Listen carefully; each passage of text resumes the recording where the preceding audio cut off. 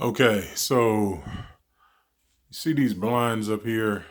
I need to put up some curtain rods to cover these, and I don't want to do it very expensively.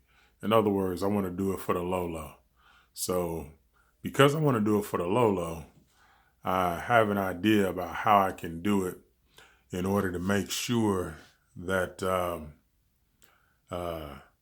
I don't spend more than $20 on the materials to put this up with. So I'll share with you how I'm going to do that. The same thing holds true in this part of my house too.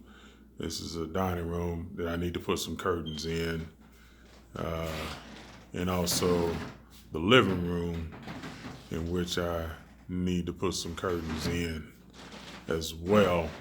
And these in here actually have the balance on them. So nice little balance. Don't want to mess that up or anything. So I'm going to have to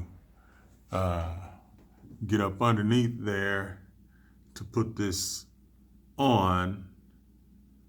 And I'm going to show you how I'm going to do that. It's probably be a lot easier in here than it will be in my bedroom. But looking forward to this project. Show you what I bought in terms of how I'm going to start this off anyway. Okay, so what we have here are just some hooks. Now, see, universal tool hooks. Now, this is what I'm going to use because they're big enough. See how big that is? You can put a rod in there. All right.